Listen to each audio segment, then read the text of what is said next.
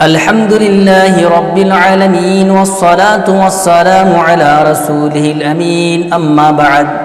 حج کی فضیلت میں پچھلے درس میں نے سب سے پہلی بات میں نے یہ ذکر کیا تھا کہ حج مبرور کا بدلہ جنت ہی ہے۔ دوسری بات میں نے یہ ذکر کیا تھا کہ حج کرنے سے پچھلے گناہ ختم ہو جاتے ہیں، جبکہ آج کے درس میں یہ ذکر کروں گا کہ حج ایمان اور جہاد کے بعد سب سے افضل عمل ہے۔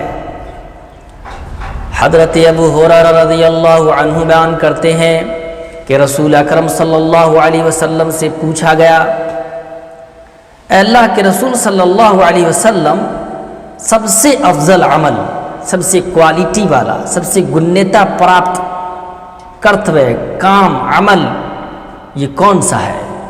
تو آپ صلی اللہ علیہ وسلم نے بیان فرمایا، ایمان باللہ ورسولہ، اللہ اور اس کے رسول صلی اللہ علیہ وسلم پر ایمان لانا۔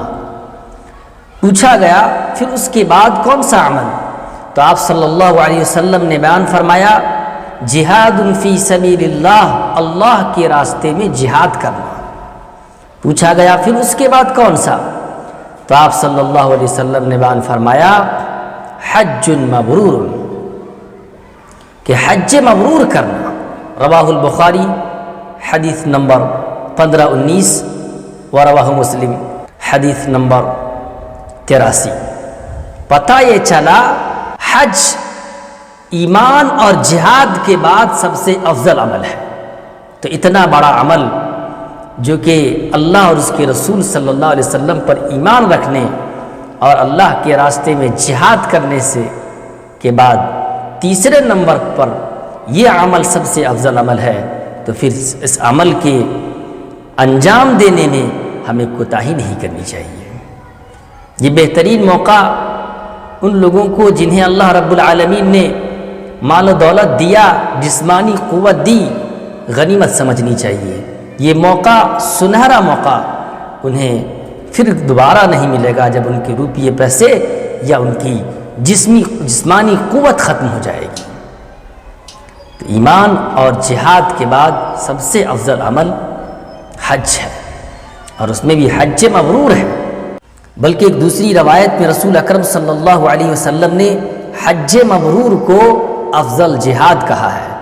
آپ صلی اللہ علیہ وسلم سے حضرت عائشہ رضی اللہ عنہا نے کہا، اے اللہ کے رسول صلی اللہ علیہ وسلم، ہم یہ سمجھتی ہیں کہ جہاد کرنا سب سے افضل عمل ہے، تو کیا ہم جہاد نہ کریں؟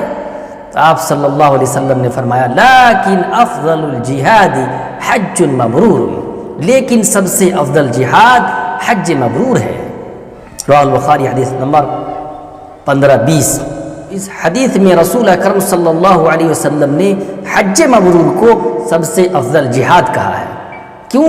اس لیے کہ حج مبرور وہ حج کہ جس میں انسان حج کرے تو اللہ کی رضا کے لیے، اللہ کی خوشی کے لیے، جس میں للہیت ہو، اخلاص ہو، اور اس حج کے بعد دوبارہ ان گناہوں کی طرف نہ پلٹے جس میں وہ پہلے تھا۔ تو ایسا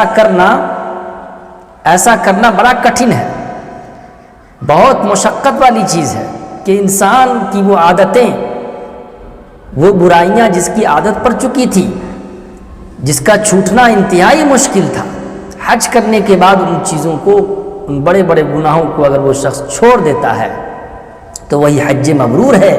اس لیے حج مبرور کو سب سے افضل جہاد کہا گیا۔